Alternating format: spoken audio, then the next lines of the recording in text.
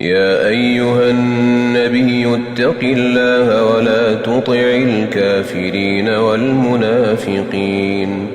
إن الله كان عليما حكيما واتبع ما يوحى إليك من ربك إن الله كان بما تعملون خبيرا وتوكل على الله وكفى بالله وكيلا ما جعل الله لرجل من قلبين في جوفه وما جعل أزواجكم اللائي تظاهرون منهن أمهاتكم وما جعل أدعياءكم أبناءكم ذلكم قولكم بأفواهكم والله يقول الحق وهو يهدي السبيل ادعوهم لآبائهم هو أقسط عند الله فإن لم تعلموا آباءهم فإخوانكم في الدين ومواليكم وليس عليكم جناح فيما أخطأتم به ولكن ما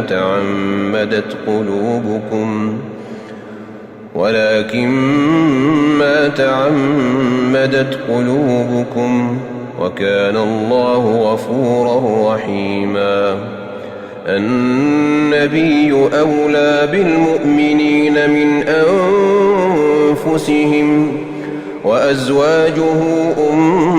أمهاتهم وأولو الأرحام بعضهم أولى ببعض في كتاب الله من المؤمنين والمهاجرين إلا أن تفعلوا إلى أوليائكم معروفا كان ذلك في الكتاب مسطورا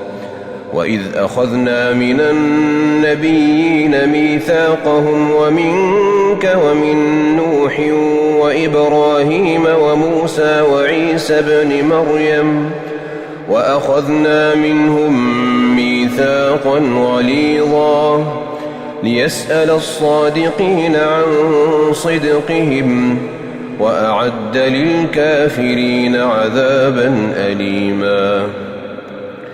يا أيها الذين آمنوا اذكروا نعمة الله عليكم إذ جاءتكم جنود فأرسلنا عليهم ريحا وجنودا لم تروها وكان الله بما تعملون بصيرا إذ جاءوكم فوقكم ومن أسفل منكم وإذ زاغت الأبصار وبلغت القلوب الحناجر وتظنون بالله الظنونا هنالك ابتلي المؤمنون وزلزلوا زلزالا شديدا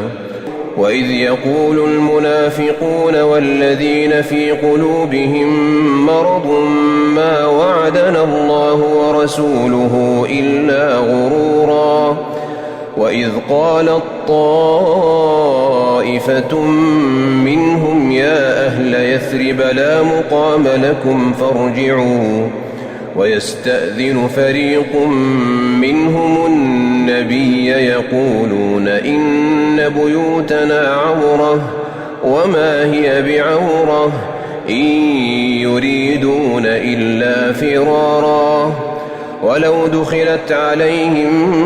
من أقطارها ثم سئلوا الفتنة لآتوها وما تلبثوا بها إلا يسيرا ولقد كانوا عاهدوا الله من قبل لا يولون الأدبار وكان عهد الله مسؤولا قل لن ينفعكم الفرار إن فررتم من الموت أو القتل وإذا لا تمتعون إلا قليلا قل من ذا الذي يعصمكم من الله إن أراد بكم سوءا أو أراد بكم رحمة ولا يجدون لهم من دون الله وليا ولا نصيرا قد يعلم الله المعوقين منكم والقائلين لإخوانهم هلم إلينا ولا يأتون البأس إلا قليلا أشحة عليكم فإذا جاء الخوف رأيتهم ينظرون إليك تدور أعينهم كالذي يغشى عليه من الموت فإذا ذهب الخوف سلقوكم بألسنة حداد أشحة على الخير أولئك لم يؤمنوا فأحبط الله أعمالهم وكان ذلك على الله يسيرا يحسبون الأحزاب لم يذهبوا وإن يأتي الأحزاب يودوا لو أنهم بادون في الأعراب يسألون عن أنبائكم ولو كانوا فيكم ما قاتلوا إلا قليلا لقد كان لكم في رسول الله أسوة حسنة لمن كان يرجو الله واليوم الآخر وذكر الله كثيرا ولما رأى المؤمنون الأحزاب قالوا هذا ما وعدنا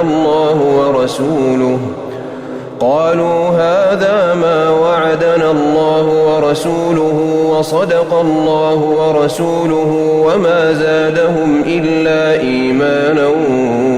وتسليما من المؤمنين رجال صدقوا ما عاهدوا الله عليه فمنهم من قضى نحبه ومنهم من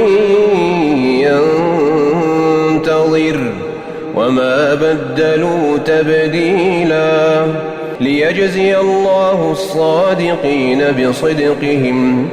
ويعذب المنافقين إن شاء أو يتوب عليهم إن الله كان غفورا رحيما ورد الله الذين كفروا بغيظهم لم ينالوا خيرا وكفى الله المؤمنين القتال وكان الله قويا عزيزا وأنزل الذين ظاهروهم من أهل الكتاب من صياصيهم وقذف في قلوبهم الرعب فريقا تقتلون وتأسرون فريقا وأورثكم أرضهم وديارهم وأموالهم وأرضا لم تطئوها وكان الله على كل شيء قديرا يا أيها النبي قل لأزواجك إن كنتن تردن الحياة الدنيا وزينتها فتعالين أمتعكن وأسرحكن سراحا جميلا وإن كنتن تردن الله ورسوله والدار الآخرة فإن الله أعد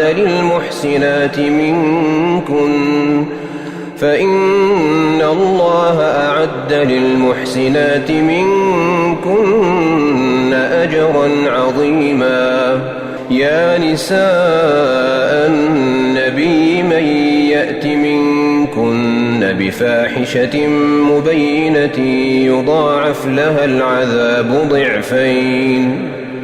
وكان ذلك على الله يسيرا ومن يقنت منكن لله ورسوله وتعمل صالحا نؤتها أجرها مرتين وأعتدنا لها رزقا كريما. يا نساء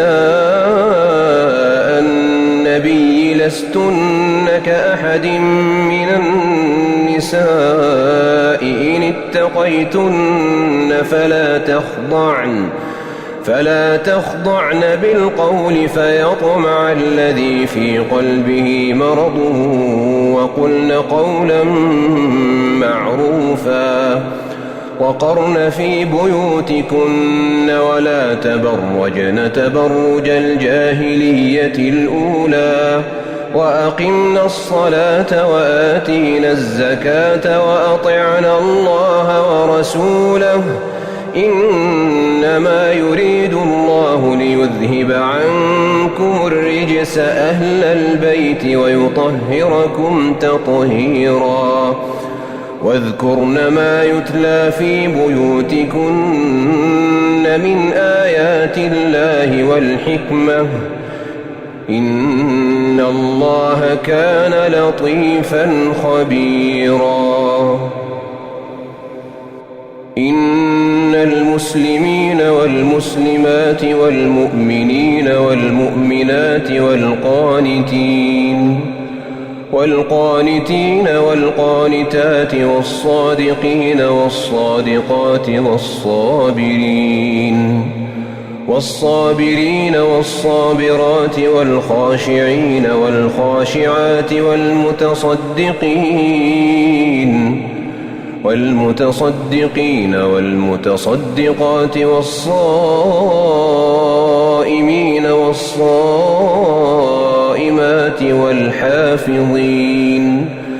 والحافظين فروجهم والحافظات والذاكرين الله كثيرا والذاكرات أعد الله لهم مغفرة وأجرا عظيما. وما كان لمؤمن ولا مؤمنة إذا قضى الله ورسوله أمرا أن يكون لهم الخيرة من أمرهم ومن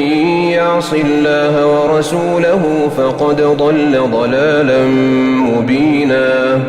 وإذ تقول للذي أنعم الله عليه وأنعمت عليه أمسك عليك زوجك واتق الله وتخفي في نفسك ما الله مبديه وتخشى الناس والله أحق أن تخشاه فلما قضى زيد منها وطرا زوجناكها لكي لا يكون على المؤمنين حرج في أزواج أدعيائهم إذا قضوا منهن وطرا وكان أمر الله مفعولا. ما كان على النبي من حرج فيما فرض الله له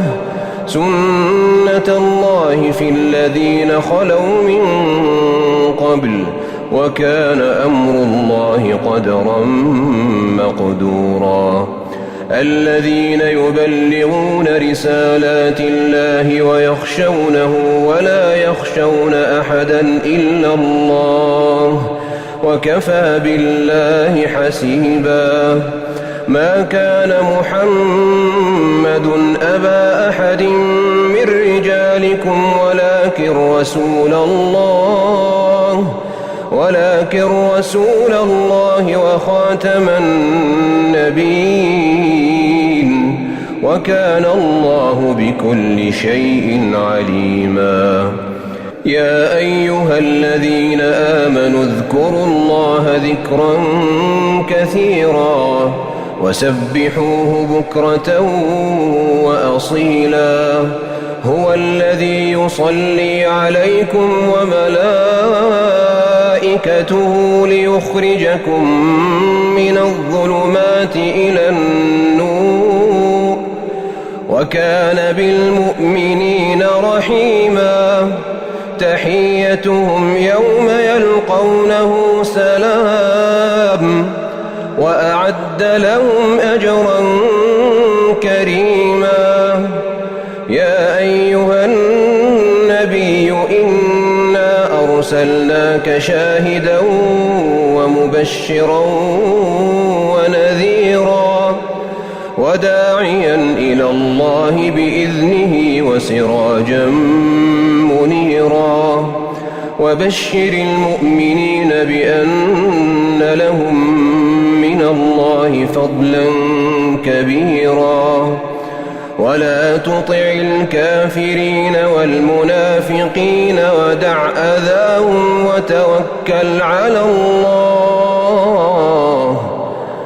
وتوكل على الله وكفى بالله وكيلا يا أيها الذين آمنوا إذا نكحتم المؤمنات ثم طلقتموهن من قبل أن تمسوهن فما لكم عليهن من عدة تعتدونها فمتعوهن وسرحوهن سراحا جميلا يا أيها النبي إنا أحللنا لك أزواجك اللاتي آتيت أجورهن وما ملكت يمينك مما أفاء الله عليك وبنات عمك وبنات عماتك وبنات خالك وبنات خالاتك اللاتي هاجرن معك وامرأة مؤمنة إن وهبت نفسها للنبي إن أراد النبي أن يستنكحها